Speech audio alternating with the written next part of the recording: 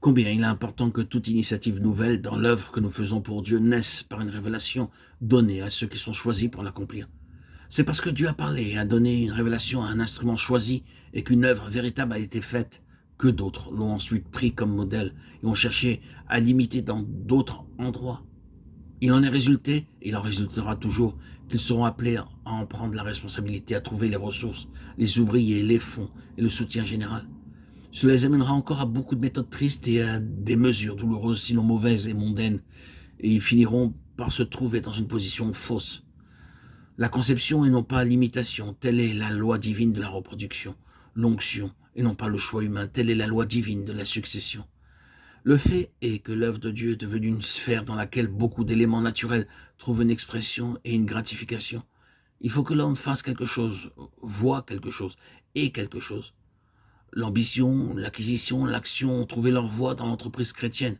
Et c'est ainsi que trop souvent, soyons tout à fait francs, l'œuvre devient notre œuvre, notre mission, notre champ, notre clientèle. Et les jalousies, les rivalités, l'amertume et beaucoup d'autres traits de la chair abondent. C'est une chose très difficile, une crucifixion en vérité pour l'homme naturel que de ne rien faire et de n'avoir rien, et spécialement de ne savoir rien. Mais à l'égard de ces instruments dont il s'est servi le plus, Dieu a fait de tout cela la part très réelle de leur éducation et de leur préparation. Le dépouillement complet de toute ressource personnelle, c'est le seul chemin par lequel toutes choses seront de Dieu. Hébreux 2:10, c'est la base sur laquelle Christ lui-même a préféré vivre. Nous nous souvenons aussi de Moïse. Je ne puis pas, Exode 4:10, de Jérémie, je suis un enfant, de Paul, afin de ne pas placer notre confiance en nous-mêmes, de Corinthiens 1:10. Ils étaient sortis d'une école dans laquelle leur avait été enseignée de manière expérimentale cette grande leçon de la différence qui existe entre ce qui est naturel et ce qui est spirituel. Dieu s'intéresse particulièrement à l'esprit du croyant. La puissance intellectuelle de Paul n'est pas ce qui lui a donné sa connaissance de la vérité, mais elle fut saisie par son esprit pour passer à d'autres cette vérité.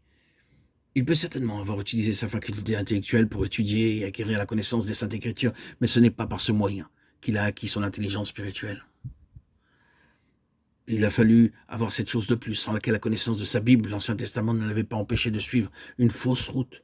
L'esprit de l'homme est ce par quoi il pénètre dans ce qui est éternel et invisible.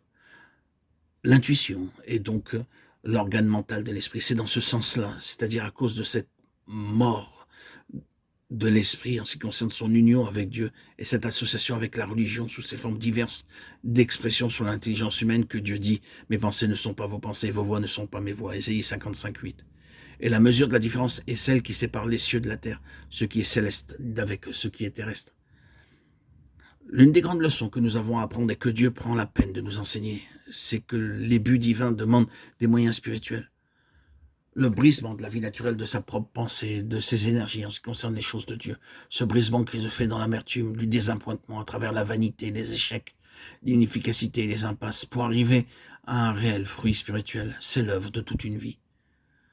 Mais la vérité que nous venons de rappeler, l'explication est la clé de toute la question.